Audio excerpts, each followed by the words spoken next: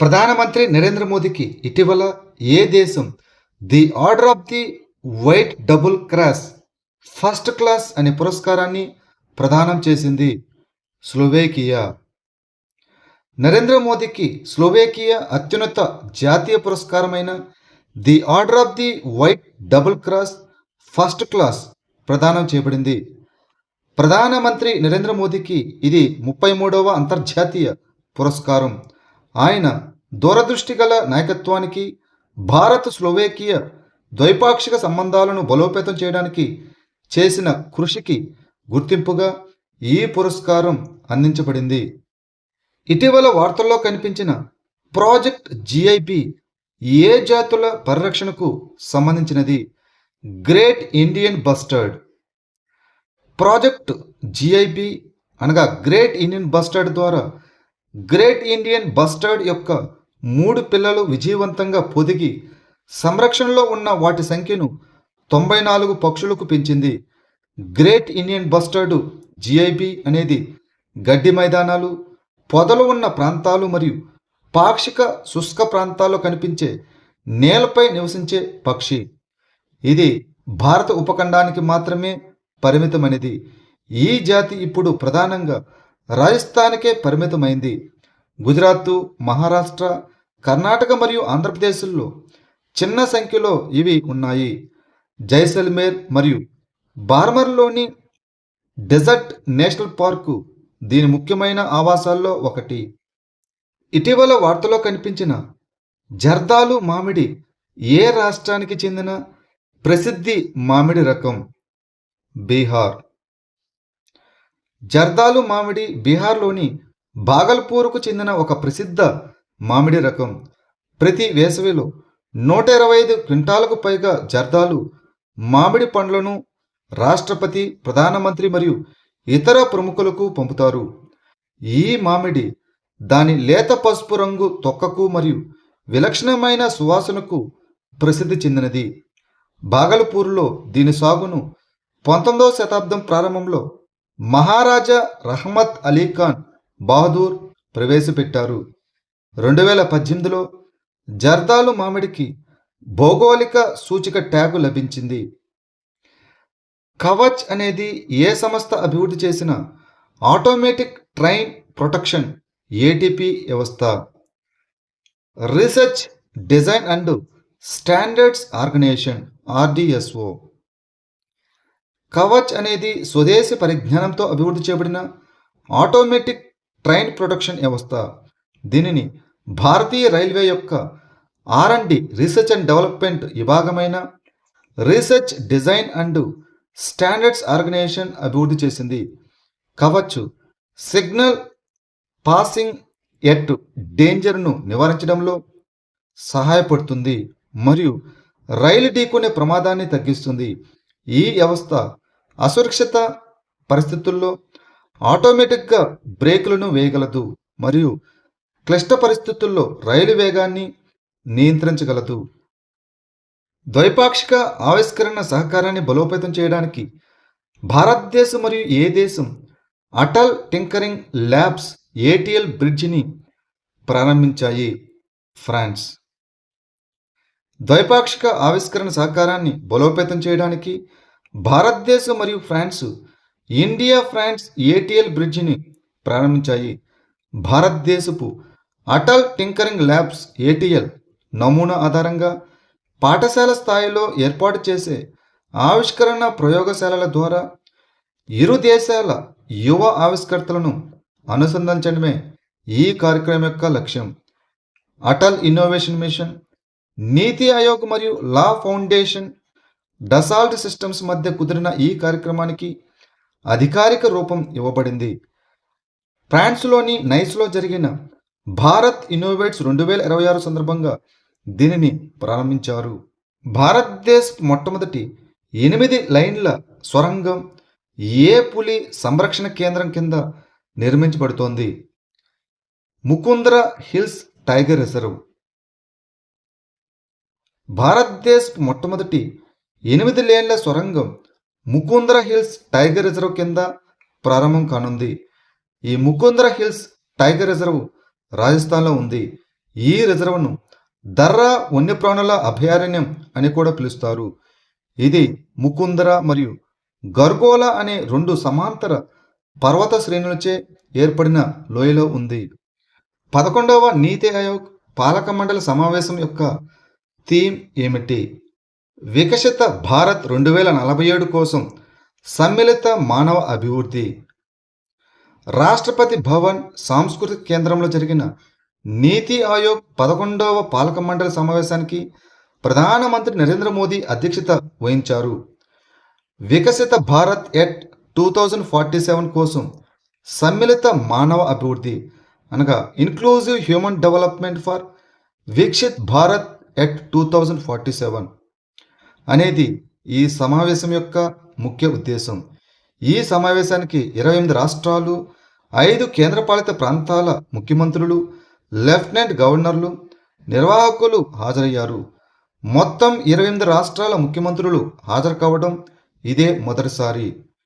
Gig economy కార్మికుల కోసం ప్రపంచ ప్రమాణాలను నిర్దేశించే ఒప్పందాన్ని ఇటీవల అంతర్జాతీయ సంస్థ ఆమోదించింది. అంతర్జాతీయ కార్మిక సంస్థ ILO, ఇంటర్నేషనల్ లేబర్ ఆర్గనైజేషన్, ఐక్యరాజ్యసమితి యొక్క ఒక ప్రత్యేక సంస్థ అయిన అంతర్జాతీయ కార్మిక సంస్థ ప్లాట్ఫామ్ ఎకానమీలో గౌరవప్రదమైన పనికి సంబంధించిన చారిత్రాత్మక కన్వెన్షన్ నంబర్ 193ని ఆమోదించింది. ఈ ఒప్పందం 2026 జూన్ 12న జెనీవాలో జరిగిన 114వ అంతర్జాతీయ కార్మిక సదస్సులో ఆమోదించబడింది. డిజిటల్ ప్లాట్ఫామ్ కార్మికులకు కట్టుబడి ఉండే కార్మిక రక్షణను ఏర్పాటు చేసే ప్రపంచంలోనే ఇది మొట్టమొదటి ప్రపంచవ్యాప్త ఒప్పందం. ఇటీవల భారతదేశంలో ఫ్లెక్స్ ఫ్యూయల్ వాహనాలను ప్రోత్సహించడానికి కేంద్ర మంత్రి నితిన్ గడ్కరీ ఇంధనానికి సంబంధించిన వాహన నిబంధనలను ఆమోదించారు. E100 ఇంధనం, ఇథనాల్ 100 ఇంధనం. భారతదేశంలో ఫ్లెక్స్ ఫ్యూయల్ వాహనాలను ప్రోత్సహించేందుకు కేంద్ర మంత్రి నితిన్ గడ్కరీ 100% ఇథనాల్ అనగా E100 వాహన నిబంధనలకు ఆమోదం తెలిపారు. ఈ నియంత్రణ చట్టం పెట్రోల్ లేదా పాక్షిక మిశ్రమాలకు బదులుగా పూర్తిగా ఇథనాల్తో నడిచే స్వచ్ఛమైన ఇథనాల్ ఆధారిత వాహనాలను అధికారికంగా చట్టబద్ధం చేస్తుంది. వికసిత్ భారత్ యూత్ పార్లమెంట్ 2026ను మంత్రిత్వ శాఖ ప్రారంభించింది? యువజన వ్యవహారాలు మరియు క్రీడల మంత్రిత్వ శాఖ, the ministry of youth affairs and sports.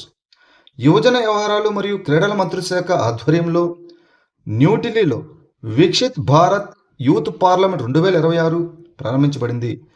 ప్రజాస్వామ్య ప్రక్రియలు, పరిపాలన మరియు పార్లమెంటరీ చర్చల్లో యువతను భాగస్వాములను చేయడమే ఈ కార్యక్రమం యొక్క లక్ష్యం. వికసిత్ భారత్ 2047 దార్శనికతకు దోహదపడేలా యువ పౌరులను ప్రోత్సహించడం దీని యొక్క ముఖ్య ఉద్దేశం. ఇటీవల రాష్ట్రానికి చెందిన భాగయ్య సిల్క్, ముండా జ్యువెలరీ మరియు వెదురు కళకు భౌగోళిక గుర్తింపు ట్యాగు లభించింది. జార్ఖండ్. కుచాయ్ పట్టుతో పాటు భాగయ్య పట్టు, ముండా ఆభరణాలు మరియు వెదురు హస్తకళలు కూడా GI రిజిస్ట్రీ నుంచి ప్రతిష్టాత్మకమైన భౌగోళిక సూచిక ట్యాగును అధికారికంగా పొందాయి. రాష్ట్రంలోని సాంప్రదాయ హస్తకళలను పరీక్షించేందుకు నాబార్డ్ ఈ మైలురాయిని సులభతరం చేసింది. ఈ సాంప్రదాయ ఉత్పత్తులకు GI ట్యాగ్ నకిలీలకు వ్యతిరేకంగా చట్టపరమైన రక్షణను అందిస్తుంది, అత్యుత్తమ నాణ్యతను నిర్ధారిస్తుంది మరియు దేశీయ, అంతర్జాతీయ మార్కెట్లో కళాకారులు మంచి ధరలను పొందడానికి సహాయపడుతుంది. గ్రేటర్ హాగ్ బ్యాడ్జర్పై తన మొట్టమొదటి శాస్త్రీయ అంచనా నివేదికను జాతీయ ఉద్యానవనం మరియు పులి సంరక్షణ కేంద్రం విడుదల చేసింది. కజరంగా జాతీయ ఉద్యానవనం భారతదేశంలోని అస్సాంలో ఉన్న కజరంగా జాతీయ ఉద్యానవనం మరియు పులి సంరక్షణ కేంద్రం గ్రేటర్ హాగ్ బ్యాడ్జ్పై తన మొట్టమొదటి శాస్త్రీయ అంచనా నివేదికను విడుదల చేసింది. ఈ చారిత్రాత్మక అధ్యయనాన్ని Kaziranga tiger cell, wildlife conservation trust మరియు ది ఫిషింగ్ క్యాట్ ప్రాజెక్టుకు చెందిన పరిశోధకురాలు టియాసా ఆద్య సహకారంతో నిర్వహించింది. ఆర్చరీ ప్రపంచ కప్ స్టేజ్ 3లోని రికర్వ్ మిక్స్డ్ టీమ్ ఈవెంట్లో ధీరజ్ బొమ్మదేవర మరియు కుంకుమ్ మోహోద్ ఏ పథకాన్ని గెలుచుకున్నారు, బంగారు పథకాన్ని. టర్కీలోని అంటాలియాలో జరిగిన ఆర్చరీ ప్రపంచ కప్ 3వ దశలో రికర్వ్ మిక్స్డ్ టీమ్ ఈవెంట్లో ధీరజ్ బొమ్మదేవర మరియు కుంకుమ్ మోహోద్ స్వర్ణ పథకాన్ని గెలుచుకున్నారు. ఫైనల్లో ఈ భారత జంట దక్షిణ కొరియాకు చెందిన ప్రస్తుత ఒలింపిక్ ఛాంపియన్లైన ఓయజిన్ మరియు కిమ్ జే డియోకులను 5-1 తేడాతో ఓడించింది. ఇక పురుషుల వ్యక్తిగత రిజర్వ్ ఈవెంట్లో ధీరజ్ బొమ్మదేవర మరో స్వర్ణ పథకాన్ని గెలుచుకున్నాడు. ఫైనల్లో అతను లీ వు సియోకును 6-4 తేడాతో ఓడించాడు. ఇక పథకాల పట్టికలో భారత్ చైనా తర్వాత 2వ స్థానం నిలవగా మెక్సికో 3వ స్థానంలో, దక్షిణ కొరియా 4వ స్థానంలో నిలిచాయి. న్యూట్రినో ఫ్లేవర్ ఆసిలేషన్పై ఇటీవల తన తొలి శాస్త్రీయ ఫలితాలను విడుదల చేసిన జూనో ఏ దేశంలో ఉంది? చైనా.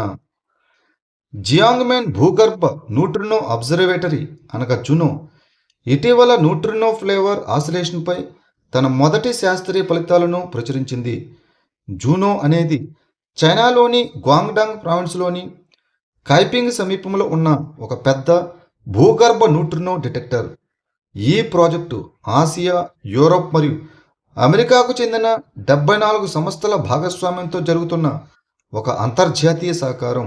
దీనికి Chinese academy of sciences, institute of high energy physics ద్వారా నాయకత్వం వహిస్తోంది.